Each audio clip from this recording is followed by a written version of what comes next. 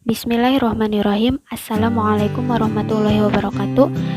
Kami dari kelompok 10 yang beranggotakan Pera Aprilia Syamsiah, Agung Nuryanto, Rizka Lelatu Sopiah, dan Abidah.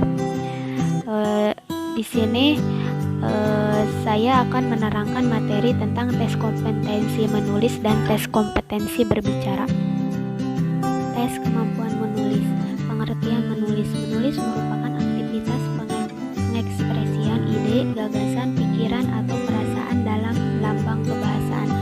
Kegiatan ini melibatkan aspek penggunaan tanda baca dan ejaan, penggunaan diksi dan kosakata, penataan kalimat, pengembangan paragraf, pengolahan gagasan, serta pengembangan model karangan.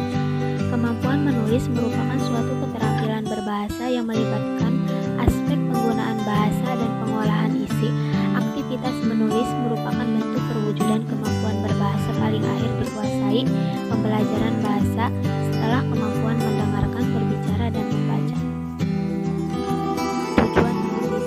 Eaton 1988 menyatakan bahwa menulis mempergunakan bermacam-macam tujuan pedagogis, diantaranya yang pertama, beberapa aktivitas menulis membuat guru mampu menyajikan berbagai macam dan gaya pembelajaran. Beberapa siswa, khususnya siswa yang tidak mudah belajar sendiri melalui oral praktis, dan akan merasa lebih aman jika mereka diberi kesempatan untuk membaca dan menulis.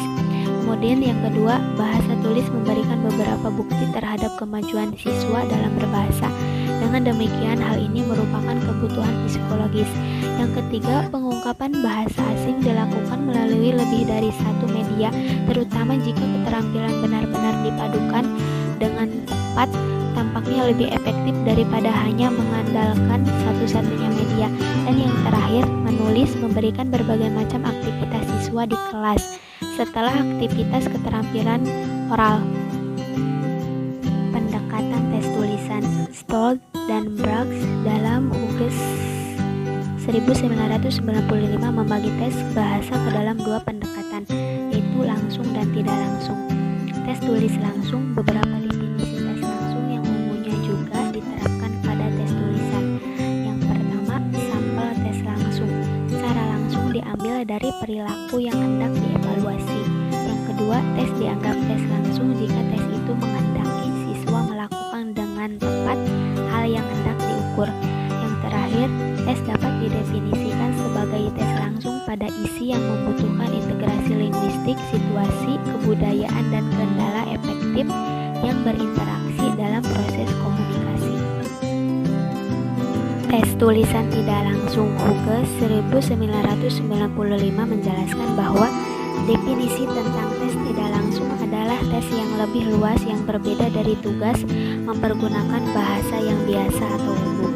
Pemberian tes tidak langsung dengan tes poin berlainan sangat terkait dengan bentuk seperti grammar, ejaan, kosakata, ejaan, dan tanda baca.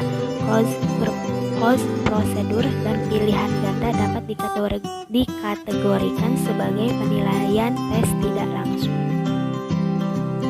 Tes kemampuan berbicara. Ahmad Rofiuddin dan Darmiyati Juni 2002 mengemukakan bahwa secara umum bentuk tes yang dapat digunakan untuk mengukur kemampuan berbicara adalah tes subjektif yang berisi perintah untuk melakukan kegiatan berbicara.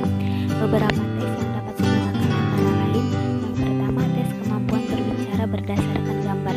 Tes ini dilakukan dengan cara memberikan pertanyaan sehubungan dengan rangkaian gambar atau menceritakan rangkaian gambar. Yang kedua, tes wawancara yang digunakan untuk mengukur kemampuan bahasa yang sudah cukup memadai. Yang ketiga, bercerita yang dilakukan dengan cara mengungkapkan sesuatu atau pengalamannya atau topik tertentu. Yang keempat, diskusi dengan cara meminta mendiskusikan topik tertentu. Dan yang terakhir, ujaran terstruktur yang meliputi mengatakan kembali, membaca kutipan, mengubah kalimat, dan membuat kalimat.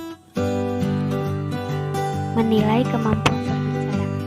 Santoso dan kawan-kawan 2006 mengemukakan bahwa ada 3 jenis tes yang dapat digunakan untuk menilai atau mengukur kemampuan berbicara, yaitu tes respon terbatas, tes terpandu, dan tes wawancara.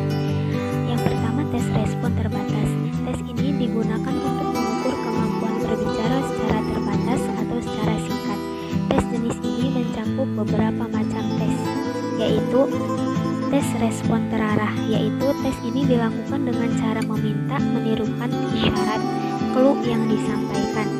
Kemudian tes isyarat atau penanda gambar. Tes ini menggunakan gambar sebagai sarana untuk mengukur kemampuan berbicara. Kemudian ada tes berbicara nyaring. Tes ini dilakukan dengan cara meminta siswa untuk membaca dengan bersuara kalimat atau paragraf yang disediakan guru. Kemudian ada tes terpandu. Tes ini dilakukan dengan cara memberikan panduan untuk mendorong menampilkan kemampuan berbicaranya. Tes ini meliputi tes parafrase, tes penjelasan, dan tes bermain peran terpandu. Kemudian yang terakhir ada tes wawancara. Tes ini dilakukan dengan cara memberikan panduan untuk mendorong menampilkan kemampuan bicaranya. Tes ini meliputi tes parafrase, tes penjelasan, dan tes bermain peran